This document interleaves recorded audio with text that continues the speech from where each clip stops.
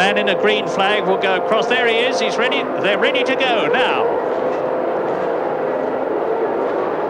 This is the critical time.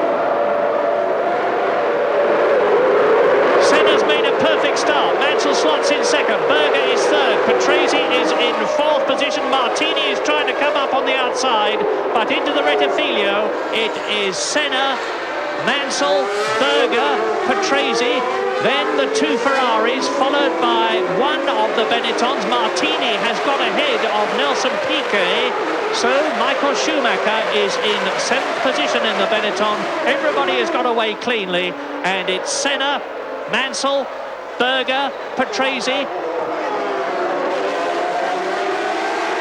Michael Schumacher certainly got further in Italy than he got in Belgium. There he goes. And Capelli has come up well. Ivan Capelli started 12th on the grid, and he's made up several places already. Now they are approaching the Ascari bends. And they're approaching them at some 180 miles an hour, slowing down to 120 to get through. Senna, Mansell, Berger, Patrese.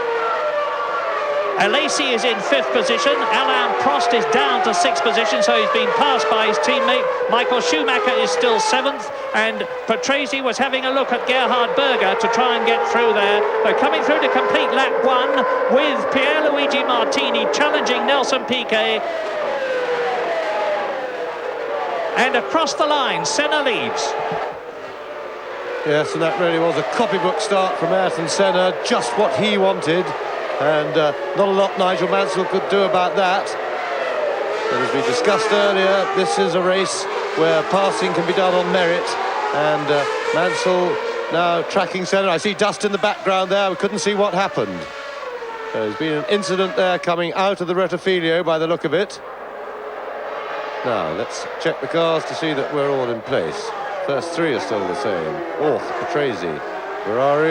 Ferrari, Schumacher. So, not in the leading group.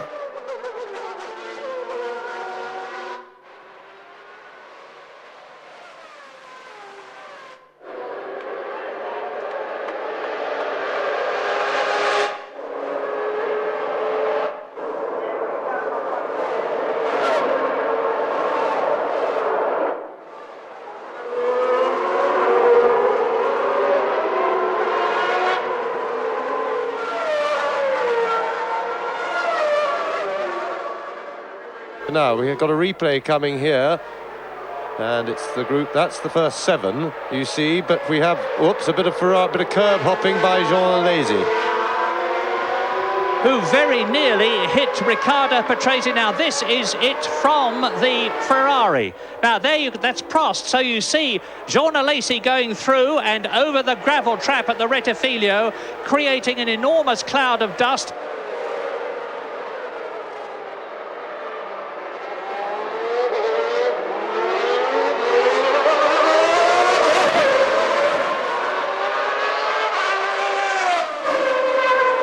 And trouble in the pits.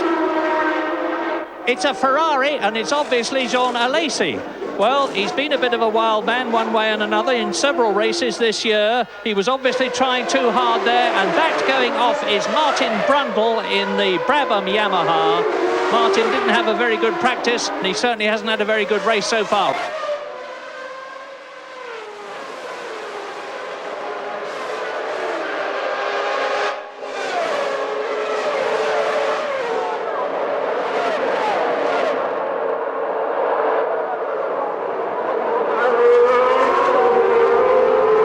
Regarding Alesi's off there at the Rettifilio, that was a pure mistake.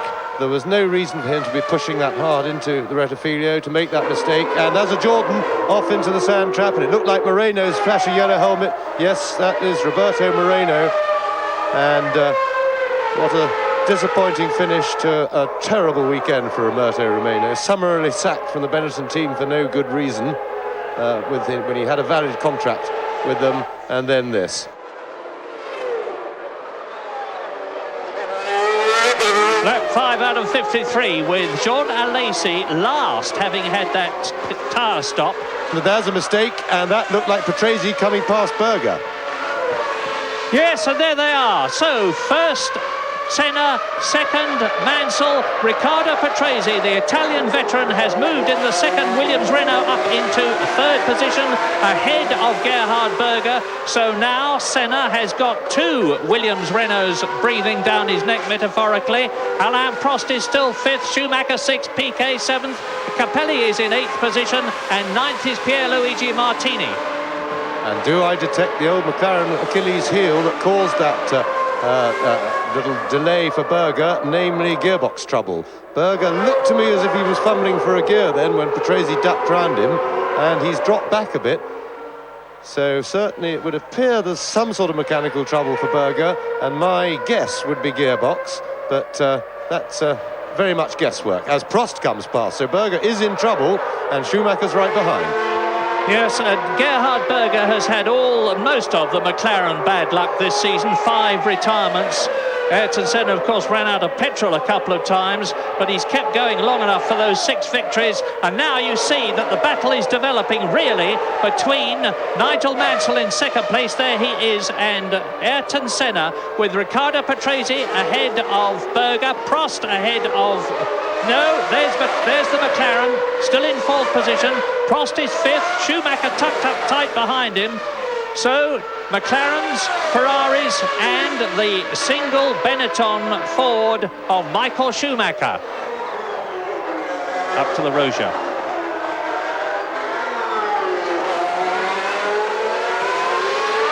And Schumacher is challenging now. Schumacher having a go at Alain Prost, and it looks to me as though he's going through. Well, no, he would have been overly brave to have stayed inside Prost then, because they enter the first Lesmo pretty much flat. But Schumacher is looking most impressive, and I don't think he's going to stay where he is for very long.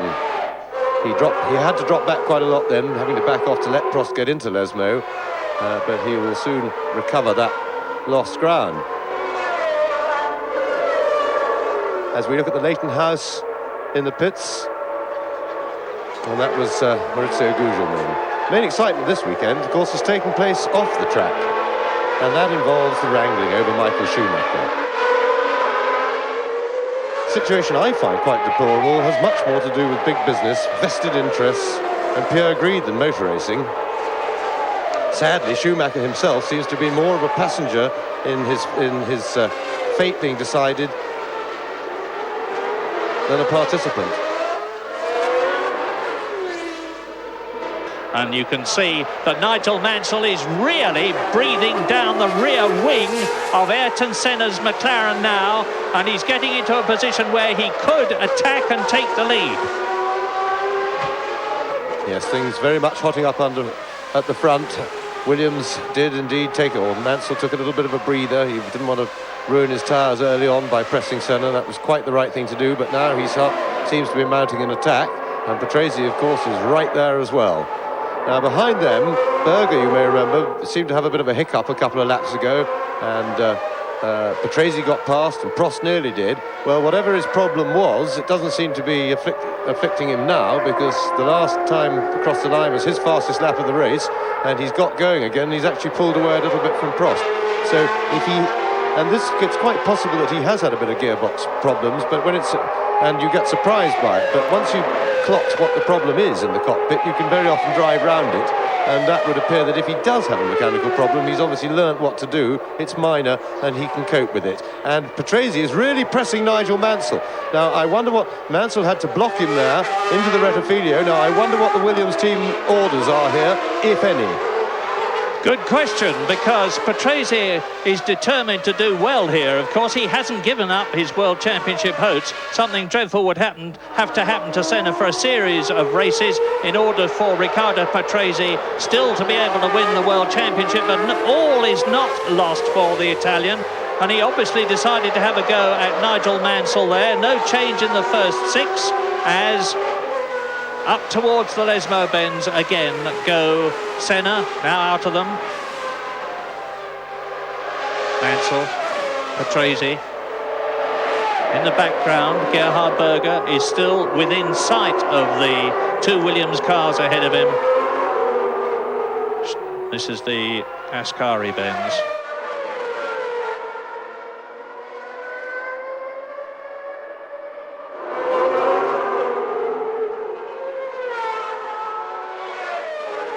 And it looks to me as though Mauricio Gugelmin is about to be engulfed by, first of all, the McLaren, then the two Williams, then Gerhard Berger, Alain Prost still soldiering on, and Alesi is coming up through the field, but he's still well down after that long stop of his. And the power of the Honda engine seems able to keep the Williamses at bay at the moment, but bear in mind it's being helped. There is Frank Williams, of course, watching on TV. And I think the back marker, yes, and Gugelmin, well, he got out of the way all right. That's one way of doing it. No problem with him blocking the leaders there.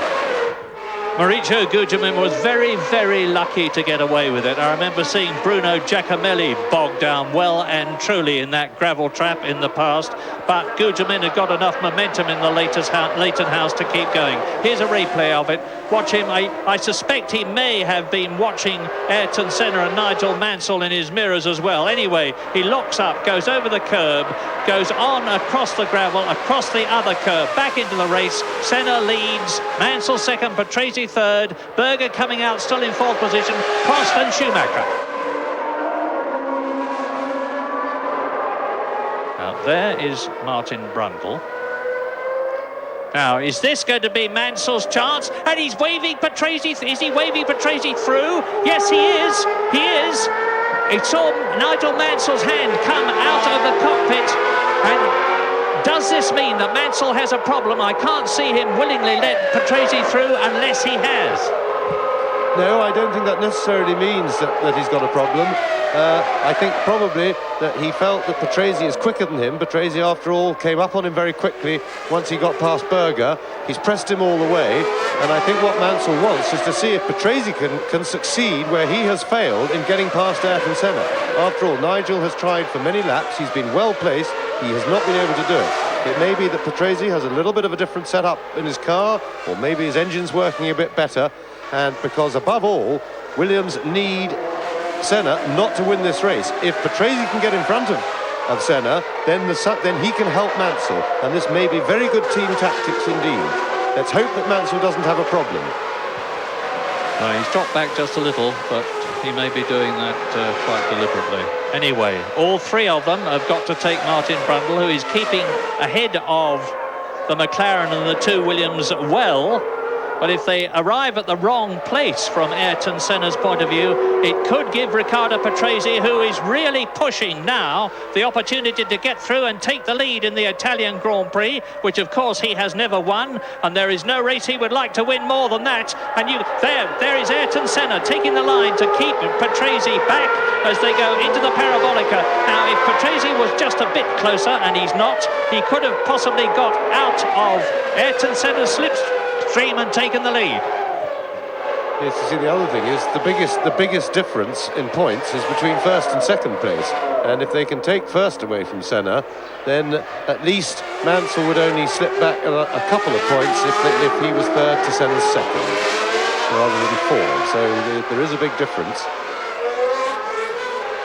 But from Senna's point of view, I don't think if push comes to shove, he'll fight Patrese very hard, or certainly won't take any risks over it, because so long as his job is to finish in front of Nigel Mansell, and if he can finish in front of Mansell, wherever it is, it really doesn't matter to him at the moment what Patrese does. If, of course, this tactic doesn't work and Patrese can't get past, Mansell can always come back up to Patrase's gearbox, and if the worst comes to worst, ask the team. And that's a blow up for the LaRousse. Nasty smoke there from Eric Bernard. Yes, the only one to start, incidentally, because Aguri Suzuki, his teammate, blew two engines in practice. So out of the Italian Grand Prix have gone Moreno and Bernard. Oh, and over the curb goes the Williams. Yes, Patrese really trying now. He's on a charge, and I think this is a very good move by Mansell, because it's enabled him to sit back, have a little bit of a rest, and he looks extremely comfortable.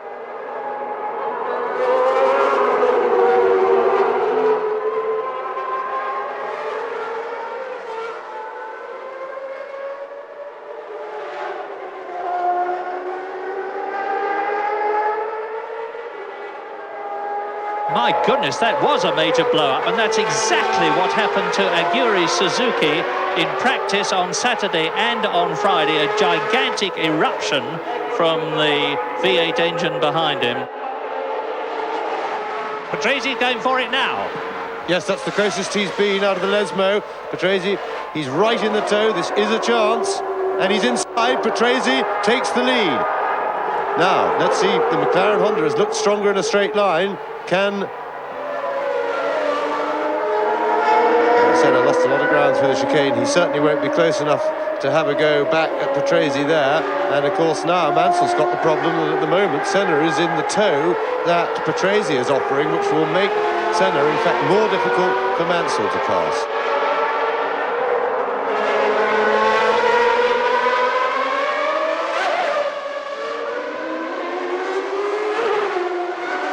As they come up to the Ascari bends under the bridge and the old banking, Riccardo Patrese coolly pulls out from under the rear wing of Ayrton Senna's McLaren, takes the lead in the Italian Grand Prix, and Riccardo Patrese got the whole grandstand on its feet as he went through in the lead.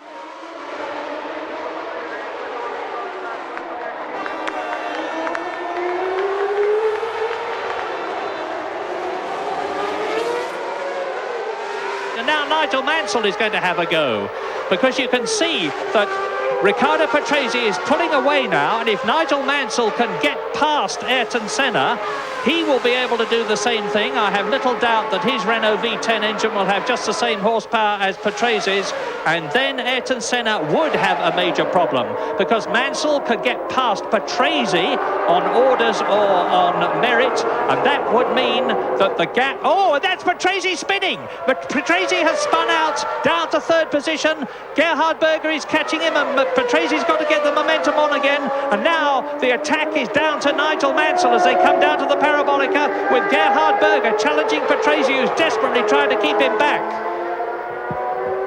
And that was a very stupid mistake by Riccardo Patrese. He was pulling away comfortably, absolutely no reason to do that. We saw the puff of smoke before we'd even seen Patrese spun off, and that will not help Mansell's chances. He needed Patrese out front there, he needed him around. He certainly was doing a good job for the team, and now he's thrown it all away, and that's a silly mistake.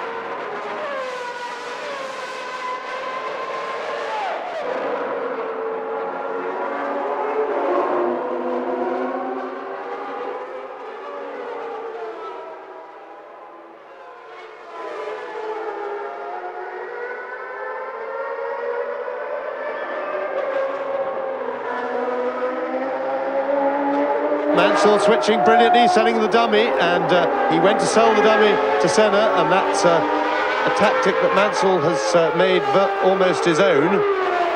But this time it didn't work, and I've no doubt that Senna was ready for that. As out of the pits goes Maurizio Gugelmin in the Leighton house.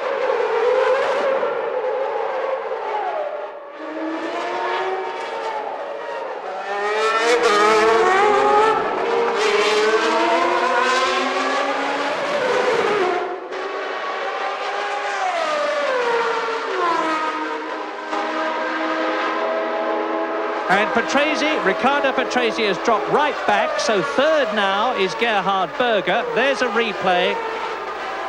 That's Patrese going out of the race. Riccardo Patrese retires from the Italian Grand Prix. It's all down to Mansell now. Berger is third. Prost has moved up into fourth position. Schumacher is fifth. His teammate Nelson Piquet in the second Benetton is sixth.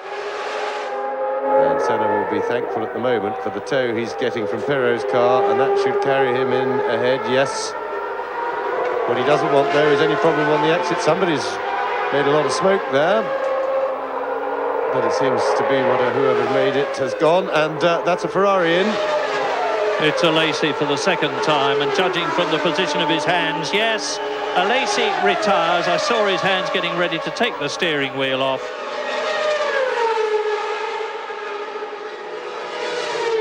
And I was beginning to think that he must have some sort of a problem because of the way he was failing to make progress. And there is the blow-up. Jean Alesi retires from the Italian Grand Prix, and Ferrari's awful season is continuing.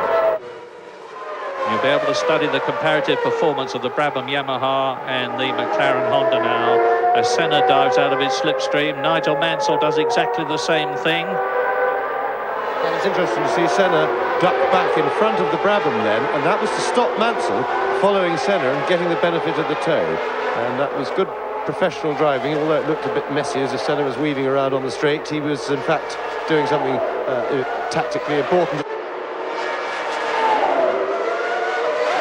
Mansell is in possession to challenge. He's going down the inside, and Senna locked his left front there just as he turned in, but he had it under control. But that was a marginal moment for both drivers. Mansell must have been right on the limit of his brakes then. And Senna coming under the ultimate pressure now from Nigel Mansell. It really is maximum pressure. And Gerhard Berger is lapping just as fast now as Mansell has another look. Senna resisting the pressure as he has done and goes past the Tyrrell Honda. Up to the Ascari bends, and Nigel Mansell, is he going through and taking the lead on this occasion? Yes, he is. Mansell leads in Italy, as Patrese did, and I would not expect Nigel Mansell, who now is in a position to get 10 points and Senna to have 6, to do what Riccardo Patrese did, and that is spin off.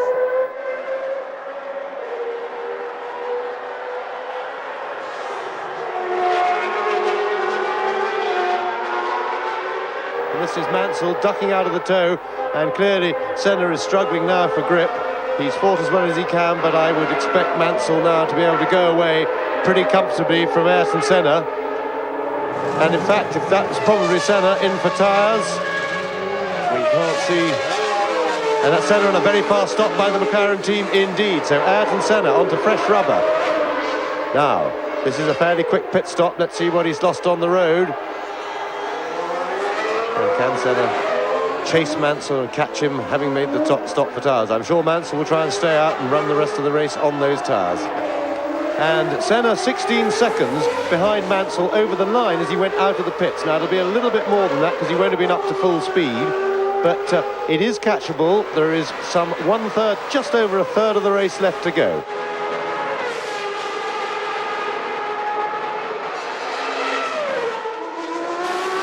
We're riding now with Nelson Piquet, who is in 6th position behind Ayrton Senna. That's not Senna in front of us at the present moment, but both the Benettons are in the points, and the Italian Grand Prix has really come alight.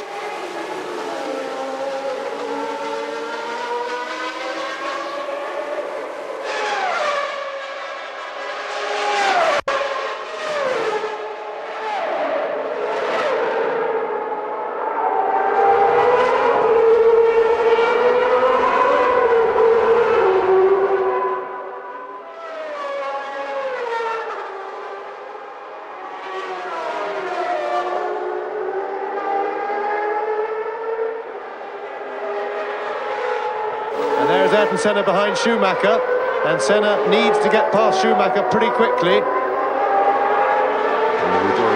got heavily carved up then. By Olivier Griard, and that has given Schumacher the opportunity to pull away. Senna, of course, can use the... And he's very angry indeed with Olivier Griard, who's getting a bad reputation for getting in people's way. He certainly got in the way of Ayrton Senna there, and the Brazilian angrily waved his hand at the Frenchman as he went past. And we have a new fastest lap of the race for Nigel Mansell, and that is significant because even on his relatively warm tyres, Mansell is able to put in a super quick lap. We haven't actually seen, and that's a pit stop there for Nelson Piquet. So tyres late in the race for Piquet.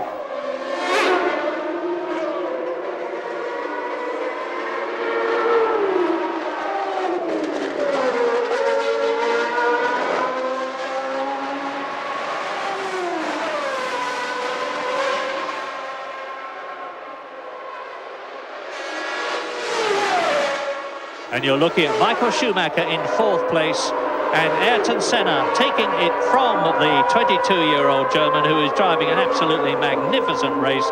Hats off to him. Mansell out on his own. Well, Senna is making his response, but it's too late, I'm sure, to do any real damage. New fastest lap of the race for Ayrton Senna. And Berger, of course, will make way, I'm sure, for Senna, but the big thing is, can Senna catch Prost? Jonathan Palmer in the pits with Patrese.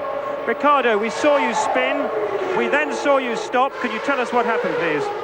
Well, for the spin, I got a small hesitation in the gearbox. Didn't catch third when I was braking for Variante Ascari. And then I went into third while I was going into the corner, locked a little bit the rear wheel, and I spun.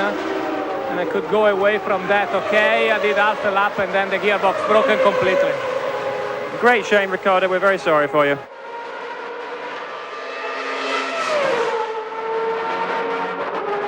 Yes, and I certainly owe Riccardo Patrese an apology for my remarks there. It looked like a mistake he'd made, but once again, the Williams gearbox seems to have tripped him up, and I do beg his pardon for suggesting it was his mistake. Well, fingers crossed, Mansell and Williams enthusiasts. Here he is. I hesitate to say anything, but now you're going to see Gerhard Berger move over and follow team orders and discipline and let Ayrton Senna move up into 3rd position, to move up from 3 points to more. Yes, and there's no way, all things being equal, that Senna is going to catch Mansell unless Mansell runs into some sort of mechanical problem or a major tyre problem. But question now is, can Senna make 2nd place? Berger will let him go.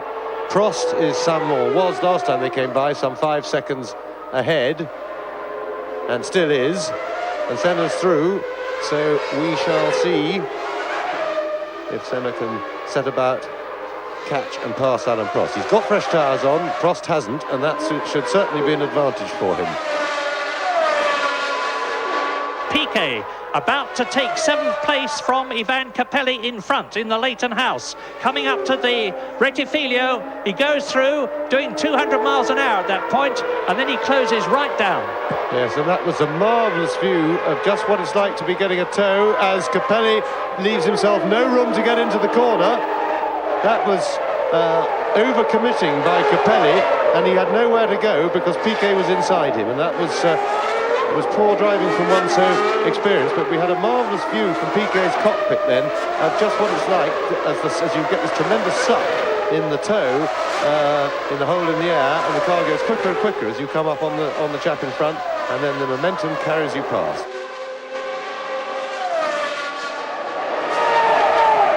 Senna now is right up with Prost, but now Mansell is 16.4 seconds ahead, and every lap that Mansell can increase his lead means that there is 1 lap less for Ayrton Senna to cut into it, and he's still not past the Ferrari.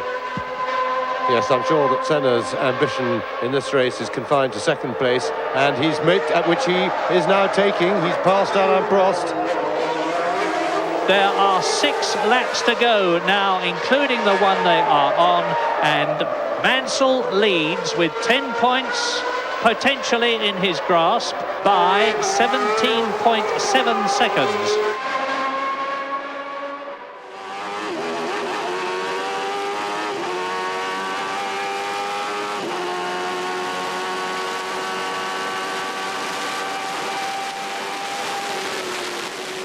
Nelson Piquet's 200th Grand Prix.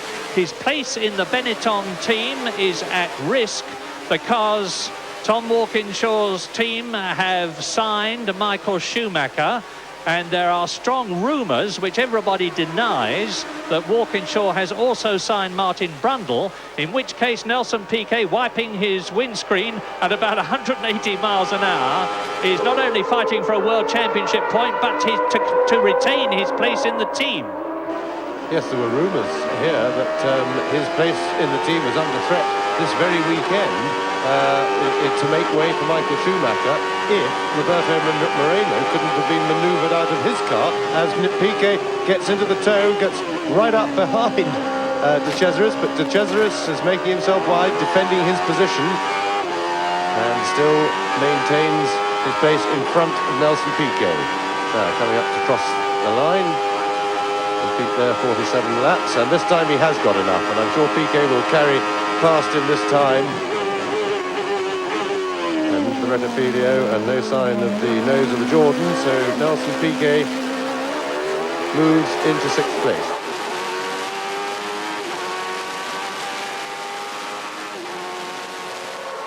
Mansell goes through into his 51st lap. 3 laps to go, including the one that he is on. And if they stay where they are now, Mansell on 10 points will have reduced the gap in the World Championship to Ayrton Senna by 4 points, to a lead for Ayrton Senna of 18 points. And that's still a gigantic mountain to climb for the Englishman. But if he can keep it up, there's still 5 races to go in Portugal, in Spain, and Japan and Australia, which of course makes 4 races to go.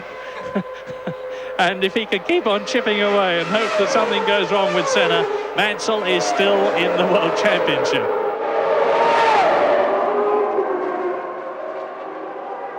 Yes, and what a tremendous Grand Prix we've had today. Mansell, it looks easy now, but it certainly wasn't for most of the race. He had to work all the way until Senna went for tyres at 2/3 distance to get the lead. He had to fight. His teammate Prix was in there, and we had a tremendous battle up front. But the significant factor of the race, apart from this tightening of the World Championship battle, has been the performance of Michael Schumacher, who in the Benetton is currently at this moment running some 7.5 seconds behind Gerhard Berger and some 15 seconds in front of his own teammate for this race, Nelson Piquet. However, it doesn't forgive. That's a tremendous performance and tremendous news for Benetton. It does not forgive the difficulties that have gone on, the contractual arguments, the moving around in the season, and the extraordinary business of Mercedes putting their driver into a Ford-sponsored car. As we look at Nigel Mansell on his last lap, there's Mika Häkkinen in front of him, going into the 2 Lesmos. And tremendous performance for Michael Schumacher, but I wonder just where he would have been, would he have been in front of Berger had he been in the Jordan, which on the evidence here was the better car of the 2. So Mansell up to Mika Häkkinen, who is in 14th place. He's into the Ascari Benz for the last time. He's leading Senna by 17 seconds, and surely, this time it's going to happen, and Mansell is going to come home for his 4th very well-deserved victory of 1991. Into the Parabolica for the last time. When he gets out of it, he really could put the car into neutral and coast home. And I'm going to say that Nigel Mansell has won the Italian Grand Prix. He thinks so. He's waving his hand. He has. Mansell wins and takes the 10 points that goes with it. A magnificent victory. A delighted Williams team. And a delighted, of course, Frank Williams, Patrick Head, Adrian Newey, who so capably designed this car with Patrick Head. And Ayrton Senna finishes in 2nd position, 16.3 seconds behind Nigel Mansell. Alain Prost finishes only half a second behind Ayrton Senna. Prost made a terrific charge on the last lap, and he lapped 2 seconds quicker than Ayrton Senna, who I believe had backed off rather than being in trouble. Gerhard Berger in the 2nd, but well done, Nigel. Applauding himself, applauding the team, applauding the crowd, applauding anything. So Mansell wins, Senna 2nd, Prost 3rd, Berger home in 4th place. Michael Schumacher finishes the first Grand Prix that he's gone the full distance in, and only his 2nd race in a superb point-scoring 5th position. And both the Benettons are in the top 6 with Nelson Piquet in 6th position.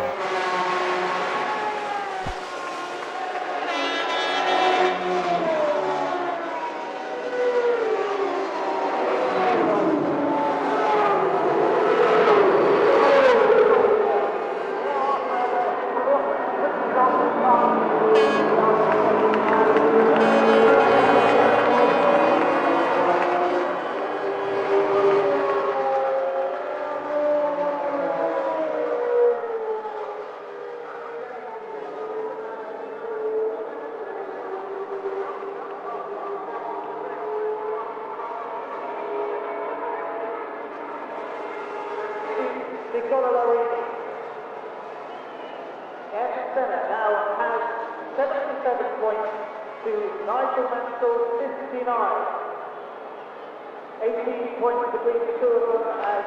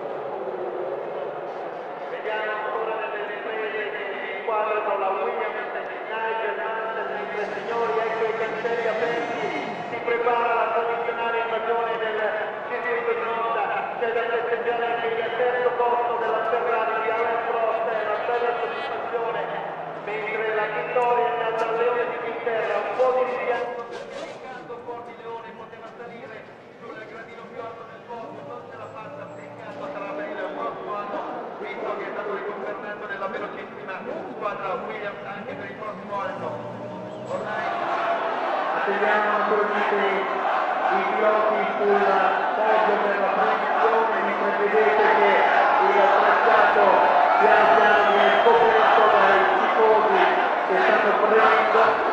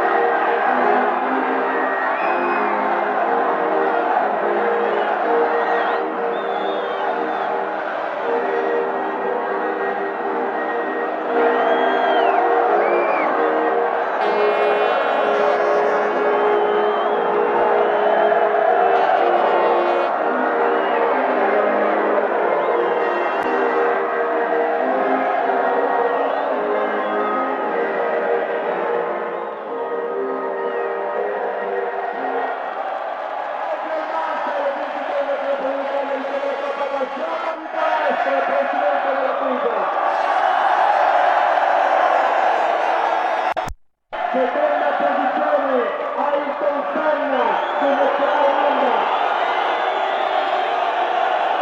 premia i tutti proietti a Milano, eccolo Ayrton Senna, terzo classificato, buona continuità Serena, presidente della Sky, mentre il dottor Alessi consegna la coppa alla costruttore la Williams Renault. Michael Schumacher, vincitore del Campionato d'Italia. Alain Prost terzo classificato con la Ferrari numero 27 e regala così tante emozioni per questo Gran Premio. So, a marvellous fourth win of the season for Nigel Mansell, ahead of Ayrton Senna, who finished only half a second in front of Alain Prost. Berger finished fourth just before he stopped, and a quite outstanding fifth place for Michael Schumacher in his debut drive for Benetton, with his teammate Nelson Piquet sixth in his 200th Grand Prix. And now the World Championship gap is down to 18 points between Senna and Mansell, with Alain Prost back to fifth as a result of his fine drive. Williams are 1 point closer to McLaren in the Constructors' Championship, but 15 is a big gap. 4 races to go. Mansell could still win his championship and Williams could still win theirs. Grazie Mansell, grazie Costa, grazie Senna.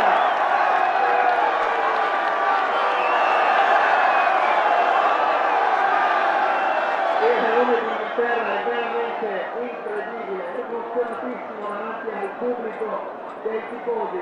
Mi sarebbe piaciuto certamente lo scorso anno quando indossava la tuta rossa salire sulla grande piazza del podio, ed ora finalmente anche quel cancello è stato aperto, la pista è nostra da onorare e da chiudere questo Gran Premio d'Italia, appunto la 62esima edizione.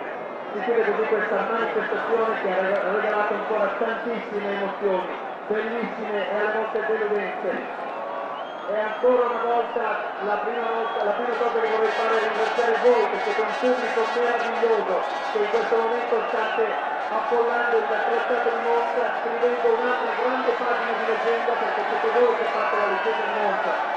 Vorrei ringraziare naturalmente tutti gli uomini di servizio, i commissari di percorso. Nigel, finally you won this race. You really wanted to win in Monza. Nigel, finalmente hai vinto a Monza e ci tenevi molto.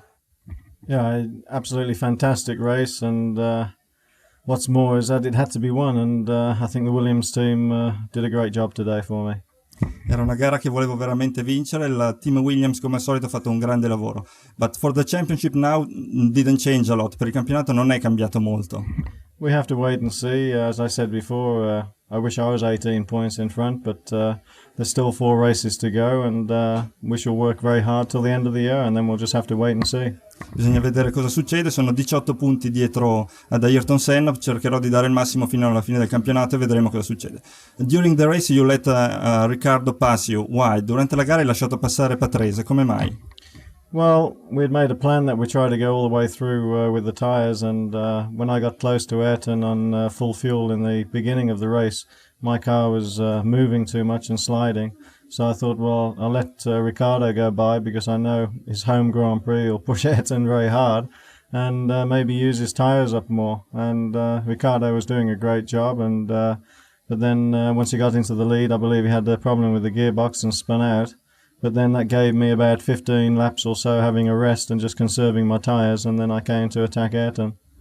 Ecco, ho lasciato passare Patrese perché la mia macchina aveva qualche piccolo problema d'assetto e sapevo che Riccardo ci teneva molto a vincere il Gran Premio di casa, quindi poteva attaccare Ayrton e insidiarlo e fargli consumare di più le gomme. Io ho potuto riposarmi e alla fine ho potuto prendere il comando. Ayrton, sei arrivato secondo, però il campionato direi che è più vicino per te. Il campionato è aperto, è stata una gara bella, credo, per il pubblico, una bella lotta. Loro dovevano vincere, Nigel doveva vincere per continuare in lotta per il campionato con una possibilità reale.